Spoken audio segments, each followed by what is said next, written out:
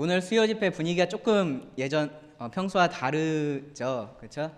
학생들이 좀 많이 와 있습니다. 오늘부터 학생 청년 연합 캠프를 시작을 하는데요. 이 시간부터 시작을 해서 토요일까지 진행이 됩니다. 그래서 이따가 끝나고 기도하실 때 기억하시고 꼭 기도해 주시기를 바랍니다. 밖에다가 저희가 포스터를 꽤 오래 붙여놨는데 혹시 그 캠프 주제가 뭔지 아시는 분 계신가요? 네, 캠프 참여하는 분들만 아시는군요. 그분의 길을 간다는 것은, 그분의 길을 간다는 것은 이라는 주제입니다. 당연히 그분은 누굴까요? 예수님이십니다. 예수님의 길을 간다는 것은 이라는 주제로 같이 이번에 캠프를 진행을 하게 됐는데요. 그 주제를 생각하면서 저는 몇 가지 질문을 생각했습니다. 이 주제에 대해서 얘기하려면 최소한 세 가지 질문에 대한 답을 해야겠다. 첫 번째로는 그 길을 가신 그 예수님이 먼저 누구신지, 그 예수님이 누구신지 알아야 된다. 그리고 두 번째로는 그럼 그 예수님이 가신 길은 어떤 길일까? 그 예수님이 가신 길은 어떤 길일까? 그것이 두 번째 질문이고요. 그리고 세 번째 질문이 무엇이냐면 그렇다면 그 예수님은 우리를 어떤 길로 부르셨는가입니다.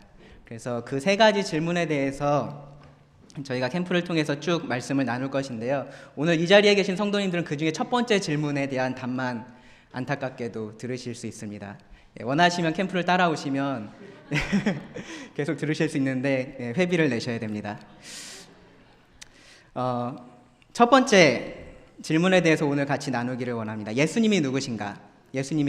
저는 먼저 이렇게 질문을 드리길 원합니다. 여러분은 예수님을 누구라고 생각하십니까? 그냥 머릿속에 있는 생각만 물어보는 질문은 아닙니다. 정말로 진심으로 여러분들 그 마음속 깊은 곳에서 예수님을 어떤 분으로 생각하고 계신지를 묻는 질문입니다. 누구라고 예수님을 고백하시는지, 혹은 예수님을 여러분은 어떤 분으로 받아들이고 계신지에 대해서 묻는 질문입니다. 사실 제가 드린 이 질문은 정말로 중요한 질문입니다. 제가 정말로를 2번 말씀드렸죠. 사실은 100번, 1000번을 얘기해도 그 수식어가 부족할 정도로 중요한 질문입니다. 왜 그러냐 하면 이 질문에 대해서 여러분이 어떻게 대답하느냐, 예수님이 누구라고 생각하느냐라는 질문에 어떻게 대답하시느냐에 따라서 여러분들의 이 땅에서의 삶뿐만 아니라 죽음 이후의 삶도 바뀌기 때문입니다. 이것에 대해서 여러분들이 진심으로 무엇이라고 대답하느냐에 따라서 여러분들의 인생이 바뀌고요, 여러분들의 죽음 이후의 삶이 바뀌게 됩니다. 너무너무나 중요한 질문입니다. 세상에 많은 사람들이 막연한 두려움 가운데 살아가는 사람들이 많습니다. 죽으면 어떻게 될까? 내가 앞으로 어떻게 살아야 될까? 그러한 두려움이 있기 때문에 그 안에서 어떻게든 무언가 소망을 찾으려고 합니다. 그래서 나름 착하게 성실하게 열심히 살려고도 하고요. 기부를 하기도 하고 다른 사람들을 돕고 그 고아원이나 양로원 같은 데 찾아가서 그런 데 가서 봉사를 하기도 합니다. 그런 것을 하면서 마음속에 어느 정도의 위안을 얻는 것입니다. 내가 그래도 좀 이렇게 뭔가 좀 착하게 살았으니까. 두려움 속에서 어느 정도의 소망을 찾는 것입니다. 각자의 기준에 따라서 그러한 소망을 찾습니다. 위로를 얻습니다. 그런데 정말로 중요한 것은 무엇이냐 하면 우리의 기준이 아니라 하나님의 기준입니다. 하나님의 기준. 하나님께서 궁극적으로 우리를 창조하시고 우리를 심판하실 그 하나님께서 궁극적으로 여러분 한 사람 한 사람에게 물으실 질문이 무엇이냐 하면 너는 예수를 누구라고 생각하느냐입니다. 너는 내 아들 예수 그리스도를 누구라고 생각하느냐라고 하나님께서 물으실 것입니다. 여기 앞에 물음표가 보이실지 모르겠는데요. 물음표 안에 글자들이 많이 있습니다. 혹시 보이시나요? 눈이 좋으신 분들은 보이실 겁니다. 사람들이 생각하는 예수, 그리고 성경에서 말하는 예수님에 대한 표현들을 몇 가지를 찾아봤습니다. 그리고 그것으로 물음표를 만든 것인데요. 저 중에 여러분들이 무엇을 선택하실지 여러분들 꼭 결정하시기 바랍니다. 오늘 본문 말씀은 마태복음 16장 13절부터 20절입니다. 저는 이 말씀을 통해서 이 예수님이 누구신지에 대해서 같이 살펴보기를 원합니다. 크게 세 개의 질문을 이 말씀을 통해서 드리고 답을 찾으려고 하는데요. 첫 번째로 사람들은 예수를 누구라 하느냐입니다. 사람들은 예수를 누구라 하는가? 그리고 두 번째로 그렇다면 성경은, 하나님의 말씀인 성경은 예수님을 누구라 하는가? 그리고 마지막으로 당신은, 여러분들은 예수님을 누구라 하는가? 이 세 가지 질문을 던지고 그에 대한 답을 찾아보기를 원합니다. 먼저 말씀을 제가 읽겠습니다. 13절입니다. 예수께서 빌립보 가이사랴 지방에 이르러 제자들에게 물어 이르시되 사람들이 인자를 누구라 하느냐? 이르되 더러는 세례 요한, 더러는 엘리야, 어떤 이는 예레미야나 선지자 중에 하나라 하나이다. 이르시되 너희는 나를 누구라 하느냐? 시몬 베드로가 대답하여 이르되 주는 그리스도시요 살아계신 하나님의 아들이시니이다. 예수께서 대답하여 이르시되 바요나 시몬아, 내가 복이 있도다. 이를 너에게 알게 하니는 혈육이 아니요 하늘에 계신 내 아버지시니라. 또 내가 너에게 이르노니 너는 베드로라. 내가 이 반석 위에 내 교회를 세우리니 음부의 권세가 이기지 못하리라. 내가 천국의 열쇠를 너에게 주리니 내가 땅에서 무엇이든지 매면 하늘에서도 매일 것이요 내가 땅에서 무엇이든지 풀면 하늘에서도 풀리리라 하시고 이에 제자들에게 경고하사 자기가 그리스도인 것을 아무에게도 이르지 말라 하시니라. 이 본문 말씀을 다 설명드리지는 못할 것 같고요. 이 본문 안에서 제가 지금 여기서 던졌던 이 세 가지 질문에 대해서 같이 생각해 보기를 원합니다. 먼저 사람들은 예수님을 누구라고 하는가? 세상의 사람들은 예수님을 누구라고 하는가에 대해서 같이 생각을 해보겠습니다. 이 말씀이 일어났던 배경을 보면요, 13절에서 예수께서 빌립보 가이사랴 지방에 이르러라고 시작을 합니다. 빌립보 가이사랴 지방은 어디냐 하면 이스라엘 지도를, 구약개론을 배우셨거나 성경 지도를 가만히 보시면, 이스라엘 지도를 머릿속에 잠깐 그려보시면 요단강이 이스라엘 동쪽으로 이렇게 흘러내려옵니다. 그렇죠? 그 끝에 사해가 있습니다. 그리고 그 시작되는 지점 바로 윗부분이 바로 이 빌립보 가이사랴 지방입니다. 그곳에는 유대인들이 살지 않는 비유대 지역입니다. 이방인들이 사는 지역입니다. 예수님은 계속해서 그 백성들, 유대인들에게 하나님의 말씀을 전하시고 그들에게 이적을 일으키시고 계속해서 그들을 대상으로 사역을 해오셨습니다. 그런데 거기서 지금 잠깐 물러나셔서 제자들을 따로 데리고 한적한 곳으로, 그렇게 사람들이 많지 않은 곳으로 지금 오신 것입니다. 그리고 그곳에서 제자들에게 물으십니다. 많은 사람들을 대상으로 지금 물어보시는 것이 아닙니다. 예수님을 가까이 따라다녔던 그 제자들에게 예수님께서 물으십니다. 그들에게 특별히 이 질문을 던지십니다. 예수님의 제자들은 예수님의 공생애 동안에 계속해서 예수님과 함께 했었던 사람들입니다. 예수님께서 많은 사람들을 대상으로 설교도 하시고 그들에게 이적도 행하시고 하셨지만 이 제자들에게 특별히 더 가르쳐 주시는 것들이 있었습니다. 다른 사람들에게는 가르쳐 주시지 않은 것들을 제자들에게 가르쳐 주시기도 했고요. 이 제자들에게만 특별한 능력을 나타내시기도 했었습니다. 그 모든 예수님의 말씀, 그 모든 예수님의 행적, 그것을 계속해서 목격해온 이 제자들에게 지금 예수님께서 물으시는 것입니다. 뭐라고 먼저 물으시냐 하면 사람들이 인자를 누구라 하느냐라고 묻습니다. 이것이 첫 번째 질문입니다. 사람들이 인자를, 예수님을 누구라고 하더냐라고 예수님께서 물으십니다. 대답하기 편한 질문이죠.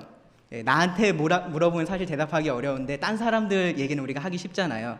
예수님께서 정말로 딴 사람들이 뭐라 그러나 궁금해서 몰라서 물어보신 것은 아니실 것입니다. 모든 것을 아시는 예수님께서 사람들이 예수님을 누구라고 생각하는지 이미 알고 계셨습니다. 그런데 이 제자들에게 이 질문을 던지십니다. 다음 질문을 던지기 위한 사전 질문인데요. 이 예수님 당시의 사람들은 예수님께서 하시는 그 말씀과 그 가르침 그리고 그 사역을 통해서 예수님이 뭔가 특별하다는 것은 알고 있었습니다. 예수님의 말씀을 들을 때 그들이 놀라워했습니다. 저렇게 권세 있게 가르치는 자가 없었다라고 말했습니다. 예수님의 이적을 보면서 그들이 하나님을 찬양하기도 했었습니다. 그런데 이 마태복음 말씀을 앞에부터 쭉 읽어보시면 그러한 것에 대해서 사람들이 계속 놀라는데 이 예수님에 대해서는, 이 예수님이 누구신지에 대해서는 확신하지 못하는 모습을 우리가 찾아볼 수 있습니다. 이 사람이 메시아인지 아닌지, 이 사람이 다윗의 자손인지 아닌지 그들이 계속해서 의심하고 있는 것을 볼 수 있습니다. 왜 그랬냐면 예수님이 분명 무언가 특별하기는 했는데 그들이 원했던 메시아의 모습과 정확히 일치하지는 않았기 때문입니다. 그래서 여기 16장 1절에 보시면 이 바리새인과 사두개인들이 예수님께 나와서 예수를 시험하여 하늘로부터 오는 표적 보이기를 청하니, 이런 것들이 필요했던 것입니다. 이런 것들을 보여주면 이 사람이 진짜로 메시아가 아닐까라고 그들이 믿을 수 있다라고 생각했었던 것입니다. 뭔가 더 특별한 그들이 원하는 무언가가 있었던 것입니다. 심지어 그 메시아의 선구자로 왔었던 세례 요한, 그 세례 요한도 이 예수님에 대해서 잠시 의심하는 모습을 보이기도 합니다. 사람들은 그렇게 혼란 가운데 있었습니다. 예수님께서 사람들이 인자를 누구라 하느냐라고 묻습니다. 그러니까 제자들이 14절에서 이렇게 대답합니다. 이르되 더러는 세례 요한, 더러는 엘리야, 어떤 이는 예레미야나 선지자 중에 하나라 하나이다. 세례 요한 기억하시죠? 세례 요한. 이 세례 요한은 사실 이때는 이미 죽은 사람이었습니다. 헤롯의 손에 의해서 죽임을 당했는데요. 그런데 예수님의 소문을 듣고서 헤롯은 세례 요한이 다시 살아났나? 내가 죽인 세례 요한이 다시 살아났나? 라는 생각을 했습니다. 왜냐하면 예수님께서 가르치시고 하시는 일들이 세례 요한이 하는 것과 매우 유사했었기 때문입니다. 어떤 사람들은 그 죽은 세례 요한이 다시 살아난 것이 아닐까라고 생각했습니다. 예수님에 대해서요. 그리고 어떤 사람은 엘리야가 아닐까라고 생각했습니다. 이 엘리야에 대해서 생각한 것은 무엇이냐 하면 메시아가 오기 전에 하나님께서 엘리야를 먼저 보내실 것을 약속을 하셨습니다. 말라기 4장 5절에 나오는데요. 보라, 여호와의 크고 두려운 날이 이르기 전에 내가 선지자 엘리야를 너희에게 보내리니 라고 말씀을 하십니다. 그래서 메시아가 오기 전에, 그 주의 날이 이르기 전에, 메시아를 통해서 이르기 전에 선지자 엘리야가 올 것을 약속을 했습니다. 그래서 이 예수님의 모습을 보면서 사람들이 저 사람이 혹시 그 약속된 엘리야가 아닐까라고 생각을 한 것입니다. 엘리야는 죽었죠. 그렇죠? 만약에 예수님이 엘리야라면 그 엘리야가 다시 살아난 것이라고 사람들이 생각한 것입니다. 세례 요한의 경우도 마찬가지로 그 죽은 세례 요한이 다시 살아났을 거다라고 생각을 했었습니다. 세 번째로 예레미야가 아닐까라고 어떤 사람들은 생각을 했습니다. 갑자기 예레미야가 왜 나올까요?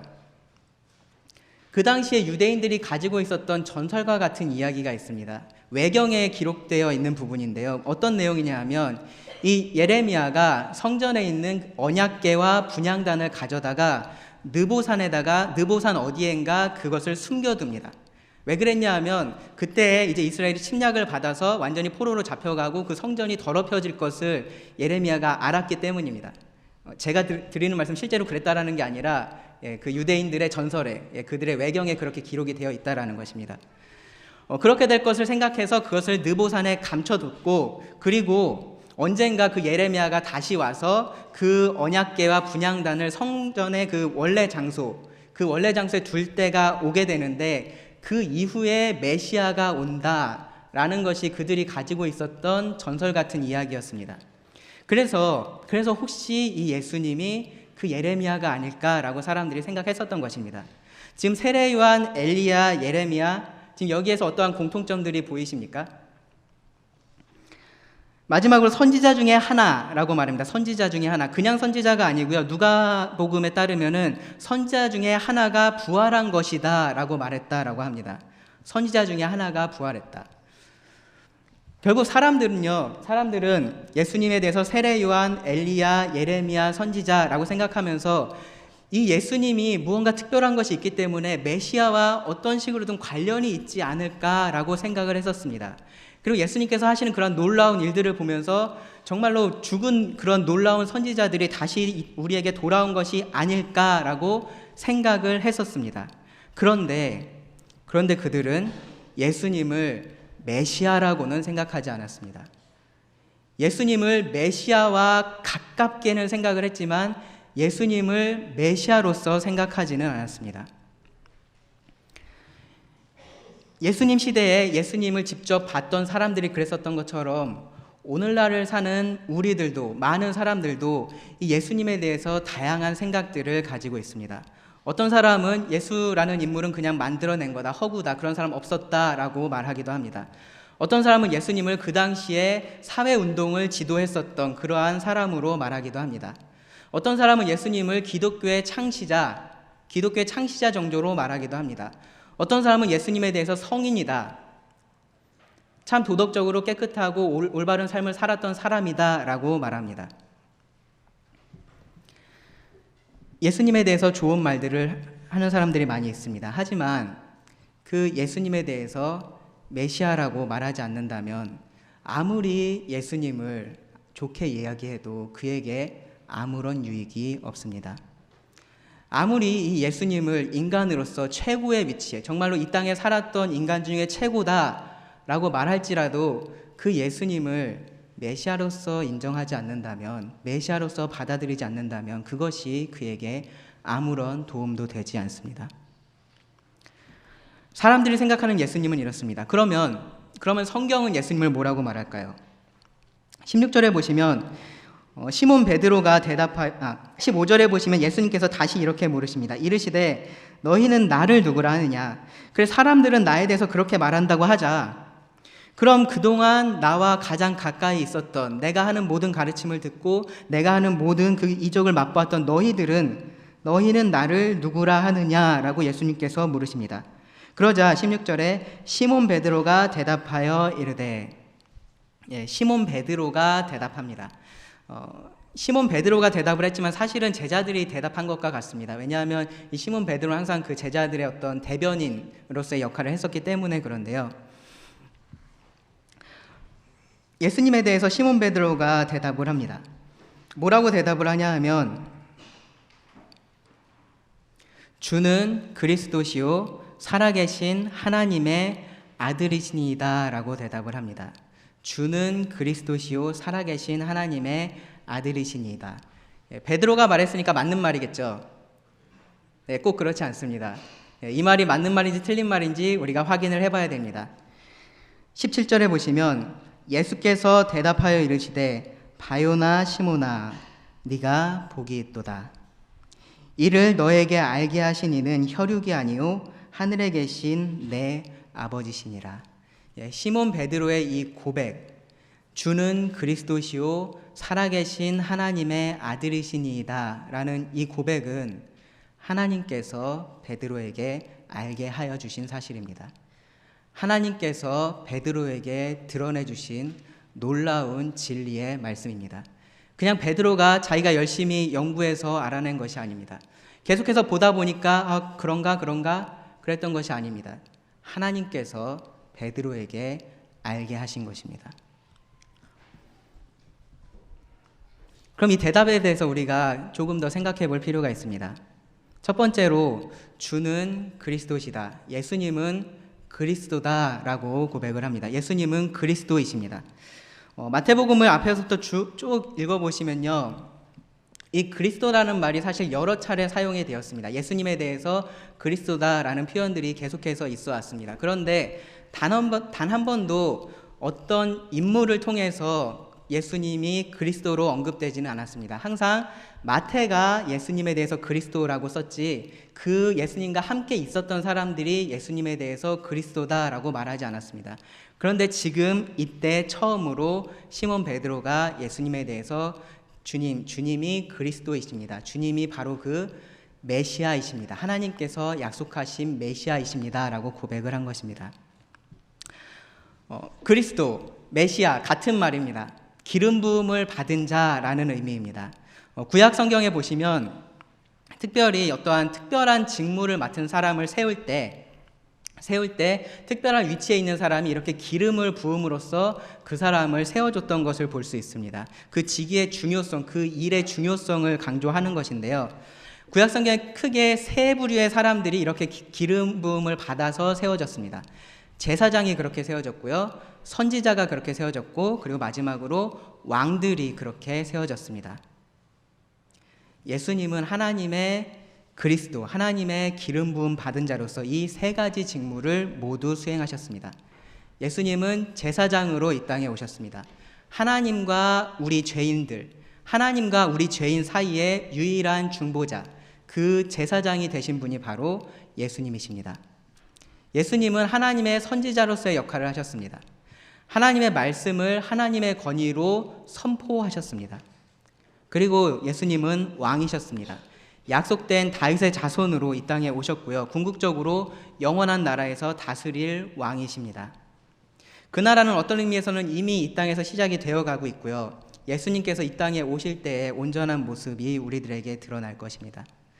구약의 제사장들, 구약의 선지자들, 구약의 왕들, 그들은 그들 각자가 하나님께서 주신 임무들이 있었습니다. 그 안에서 그들의 역할을 열심히 했습니다. 그런데 궁극적인 제사장은 예수님이셨습니다. 그 제사장들은 그들의 일을 함으로써 예수님을 가리키는 역할을 했습니다. 선지자들, 그들이 했던 일도 마찬가지입니다. 궁극적으로 오실 진정한 선지자 예수 그리스도를 가리키는 역할을 했습니다. 왕들도 마찬가지입니다. 그들의 왕, 온전한 왕으로 오실 메시아를 가리키는 역할을 했습니다. 예수님이 바로 그 구약에 예언된 메시아 그리스도셨습니다. 어느 날 갑자기 그냥 이 땅에 태어나서 어떻게 살다 보니까 그렇게 영향력 있는 사람이 된 것이 아닙니다. 하나님께서 영원 전부터 약속하시고 계획하시고 이루어 오신 바로 그 구원자, 그 메시아가 바로 예수님이십니다. 두 번째로 살아계신 하나님의 아들이시니다 라고 고백을 합니다. 살아계신 하나님의 아들, 예수님에 대해서 그리스도라고 말했고요. 두 번째로는 살아계신 하나님의 아들이다 라고 말합니다.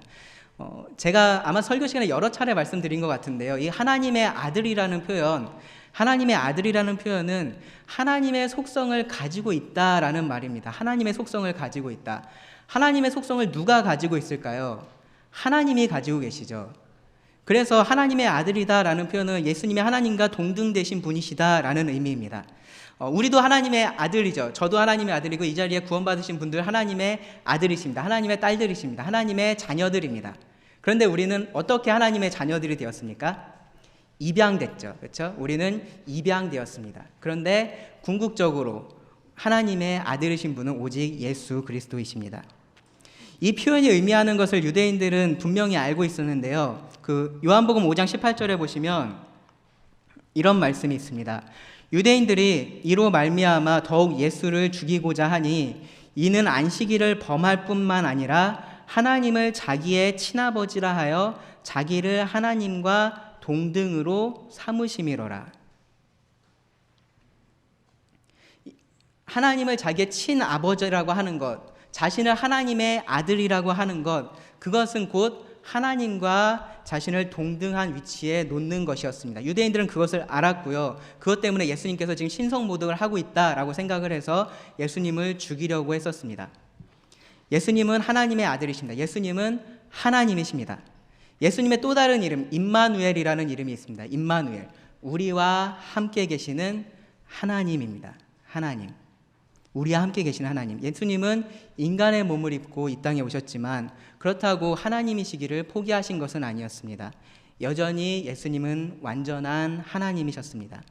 본격적으로 사역을 시작하시면서 그러한 하나님으로서의 능력, 하나님으로서의 권위를 예수님은 계속해서 드러내셨습니다. 하나님이신 예수님께서 인간인 우리와 함께 계시면서 그 하나님이 어떤 분이신지 우리에게 나타내 주신 것입니다. 이것이 성경이 말하고 있는 예수님입니다. 예수님은 그리스도이시고 예수님은 살아계신 하나님의 아들이십니다. 성경은 예수님을 약속된 메시아로 말하고 있고요. 우리를 죄에서 구원할 구원자로 말하고 있습니다. 인간의 몸을 입고 이 땅에 오신 하나님의 아들이 바로 예수 그리스도이십니다.